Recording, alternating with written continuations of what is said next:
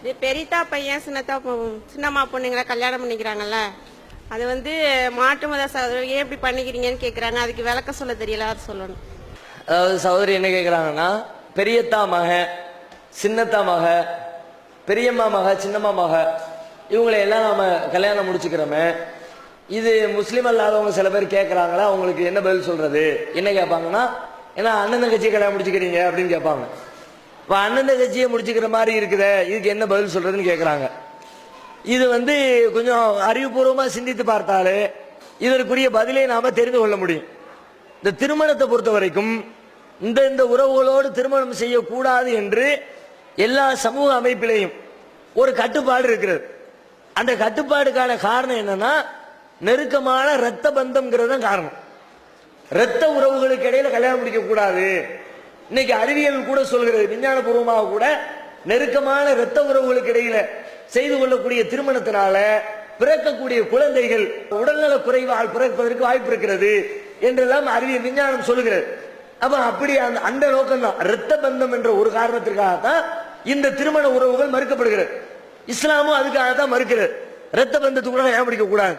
அந்த இரத்த பந்தத்தை எப்படி பிரிச்சு பார்க்கிறது அப்படின்னா, எந்த ரத்தம் எந்த ரத்தத்தோட கலக்கிறது, அதை வச்சுதான் இதை கல்யாணம் முடிக்கலாமா முடிக்க கூடாதான்னு தேர்வு செய்யணும். இப்ப நம்மை பார்த்து இந்த சின்னம்மா பெரியம்மா பிள்ளைங்களை, சின்னத்தா பெரியத்தா பிள்ளைங்களை திருமணம் முடிக்க கூடாது என்று சொல்லக்கூடியவர்கள் அவங்களும் சரி நம்மளும் சரி. அதே அந்த சின்னம்மா பெரியம்மா கூட பிறந்த ஆம்பளை மக்களாக இருந்தார், உதாரணமாக என்னுடைய தாயோடு பிறந்த சகோதரி பெரியம்மாவா இருப்பாங்க இல்ல சின்னம்மாவா இருப்பாங்க, அவங்க பிள்ளைய முடிக்க கூடாதுன்னு சொல்லிடுறாங்க. என் தாயோடு பிறந்த சகோதரன் அவங்க பிள்ளைய முடிக்கலாமா முடிக்க கூடாதான்னா அது முறை பொண்ணுன்றாங்க. அதான் முடிக்க வேண்டிய உறவு, ஏன்னா மாமா பிள்ளை மாமி பிள்ளைன்றாங்க. இப்ப ரெண்டுல என்ன வித்தியாசம் இருக்கிறது? இதை முடிக்கலாம் என்று சொன்னால் இந்த ரத்தத்துக்கு அந்த ரத்தத்துக்கு என்ன வித்தியாசம்? இந்த ரத்தம் உங்களுடைய தாயுடைய உடம்புல என்ன ரத்தம் ஓடுதோ அதே ரத்தம் தான் உங்களுடைய தாயுடைய சகோதரன் உங்க மாமா உடம்புல ஓடு. அதே ரத்தம் தான் உங்களுடைய தாயுடைய சகோதரி பெரியம்மா சின்னம்மா உடம்புல ஓடு. இந்த ரத்தத்தை முடிக்கலாம்னு அந்த ரத்தத்தை முடிக்கிறதுல என்ன தப்பு? ரத்தம் தானே பிரச்சனை, ரத்த உறவு தான் சிக்கல் என்று சொன்னால், மாமாவுடைய உடம்புல ஓடுற ரத்தம் தான் எங்க அம்மா உடம்புல ஓடுது, எங்க பெரியம்மா உடம்புல ஓடுற ரத்தம் தான் எங்க அம்மா உடம்புல ஓடுது. அப்ப 3 பேருடைய உடம்புல ஒரே ரத்தம் ஓடும் பொழுது ஒரு ரத்தத்தை மட்டும் திருமணம் செய்து கொள்ளலாம் என்றும் மீதி இருக்கிற ஒரு ரத்தத்தை திருமணம் செய்யக்கூடாது என்று சொல்வதும் அவர்களே முரண்படுகிறார்கள். அதுக்குள்ளே விளங்குறது. முடிக்க ஒரு ரத்தத்தால் முடிக்க கூடாது, யாரையும் முடிக்க கூடாதுன்னு சொல்லணும்.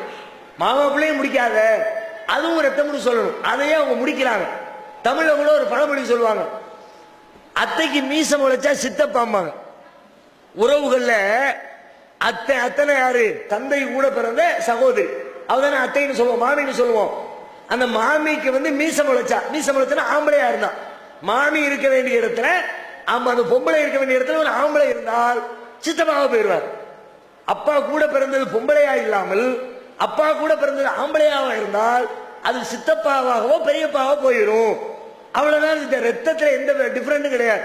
அதனாலதான் அழகான பழமொழி சொல்லி வச்சிருக்கான், அத்தைக்கு மீசம் முளைச்சா சித்தப்பா, அத்தை இருக்க வேண்டிய இடத்துல ஆம்பளை இருந்தா சித்தப்பா பெரியப்பாவா அந்த உறவா இருக்கும்னு சொல்லிட்டு, அப்ப அந்த அடிப்படையில அது வந்து தடுக்கப்பட்ட ரத்தம்னு சொன்னா அதையும் அவங்க தடுக்கணும். ஒண்ணு.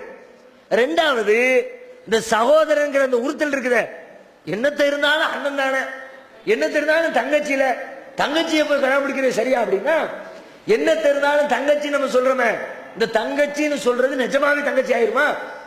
நம்ம சொன்னதுக்காக வேண்டி ஒரு உறவுக்கு பேர் வச்சுக்குவோம், ஒவ்வொருத்தரும் கூப்பிடுறது ஒவ்வொரு பேர் வச்சு கூப்பிடுவோம். தெருவில் கூட எத்தனையோ பேர் மாமான்னு சொல்லி கூப்பிடுவோம்.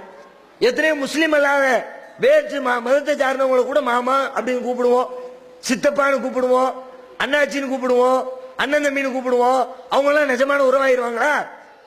நம்ம சொல்லுவதெல்லாம் உறவு அல்ல, நெசமான உறவுன்னு சிலது இருக்கு. அந்த உறவு தான் நிஜ உறவே ஒழிய, நீங்கள் பேசுவதற்காக புழக்கத்தில் பயன்படுத்துறதுக்காக ஏதேனும் ஒரு உறவு முறை வைத்து அழைத்தால் நீங்கள் அழைக்கக்கூடிய உறவு முறை எல்லாம் உண்மையான உறவுகளாக அமையாது. அதை முதல்ல புரிஞ்சுக்கிட்டாங்கன்னா இந்த கன்ஃபியூஷனுக்கு வேலையே இருக்காது. எல்லாரும் கூப்பிடுறத வச்சுக்கிட்டே முடிவு எடுத்துறாங்க. அண்ணன் தானே கூப்பிடுறா, இவ தங்கச்சி தானே கூப்பிடுறான், அப்ப அவன் அண்ணன் தான், இவன் தங்கச்சி தான். கூப்பிட்டா அண்ணனா, கூப்பிட்டா தங்கச்சியா? சரி, கூப்பிட்டா அண்ணன் தங்கச்சின்னு வச்சுக்கிட்டா அது வந்து எல்லா இடத்துலயும் அந்த அண்ணன் தங்கச்சியை ஃபாலோ பண்ணுவாங்களா?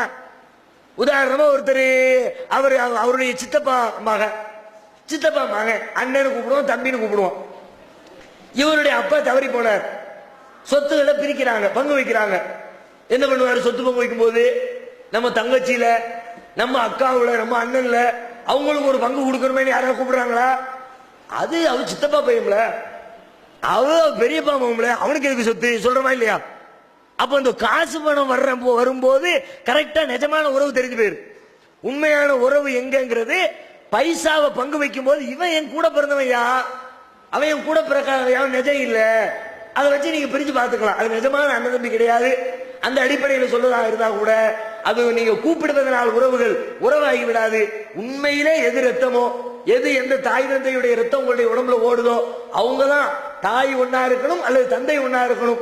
அவங்கதான் நெசத்துல அண்ணன் தங்கச்சி, வேற யாரும் அண்ணன் தங்கச்சி கிடையாது. எனவே இது வந்து பேச்சு வழக்கில் கூப்பிடுறதுக்காக வைத்துக் கொண்ட உறவு தானே ஒழிய நிஜமான அண்ணன் தங்கச்சி உறவு இல்லை. மூணாவது, விஞ்ஞானம் கூட இன்றைக்கு மருத்துவத்துறையில அதனுடைய வளர்ச்சியில சில கண்டுபிடிச்சு சொல்றாங்க, ரத்த பந்தங்களுக்கு இடையில கல்யாணம் முடிக்காதீங்க, முடிச்சா கேடுகள் வரும்னு. அது அப்படியே இஸ்லாம் எந்த லிஸ்ட போட்டு, எந்த ரத்த பந்தத்தை போட்டு கோடு போட்டு பிரிச்சு வச்சிருக்குதோ அந்த லிஸ்ட தான் இன்றைய மருத்துவ உலகம் சொல்கிறேன். மருத்துவத்துல கல்யாணம் முடிக்க கூடாதுன்னு ஒரு லிஸ்ட் போடுவாங்களே, அந்த லிஸ்ட் என்னன்னா குர்ஆன்ல யார கல்யாணம் முடிக்க கூடாதுன்னு அல்லாஹ் லிஸ்ட் போட்டானோ அந்த லிஸ்ட். அப்படியே அந்த ரத்தத்தை கரெக்டா ஃபில்டர் பண்ணி பிரித்து வைத்திருக்கிறத பார்க்கிறோம். எனவே இஸ்லாம் சொல்லக்கூடிய அடிப்படையில இந்த சித்தப்பா பெரியப்பா மக்களை முடித்துக் கொள்வது ரத்த பந்த அடிப்படையிலையும் சமூக அடிப்படையிலையும் மருத்துவ அடிப்படையிலையும், அதனால இந்த கேடும் இல்லை, அதுதான் நியாயம்.